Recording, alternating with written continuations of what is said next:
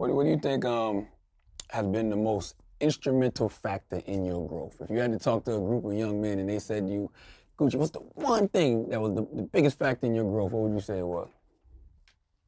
My wife. Get married, find you somebody who gonna, if you can find you a wife, man, you found a great thing, especially a good one, who gonna hold you to a high standard and push you to be your best self. Yep. She the best one. That's like the most deciding factor. I couldn't have did it without her. Yeah. Yeah. Straight up. Where do you think you'd be now if you didn't go to jail that last time? I think I'd be in jail for murder. When I was going down that street, I finna bust somebody ass. I wasn't going down the street to play no game. I was coming down there to handle my business. When they texted me that I was pussy and all that, I walked down that street to handle my business, and that's why they called the police. I wasn't coming to play. Yeah. You don't knock on nobody's door, and there's 4 or 5 people in there who you know. You ain't knocking on that door. You know they scrap. Yeah. You ain't playing. And they call the police in they trap house. How you call your police in a trap house? On one person, I thought I'm an artist. Yeah. I walked down there, y'all texting all this gangster shit. I walked down there, knock on the door. They called the police. And tell me, Gucci, you better go on. We done called the law. You done called the law. What kind of shit this is? I thought we was finna have a gunfight. You was just texting me. I'm a pussy. But when I walked down here, Gucci gone. We done called the law. So yeah, I probably would. If they wouldn't allow me up, I was gonna bust one of theirs. That was gonna happen. They know it too. Why do you feel like you had so much to prove back then? Was it because you was running by them street rules?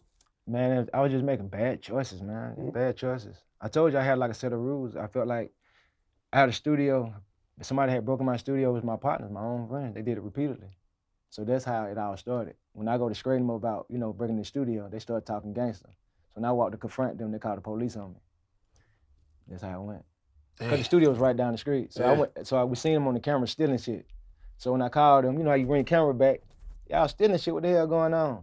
They get cock out their mouth. What you do? I got money. You think I gotta steal something from you? I can bring that little shit back. Da-da-da-da-da.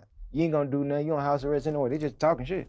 So I just said to myself, fuck house arrest, fuck everything. I'm finna go down here and just scrape my business.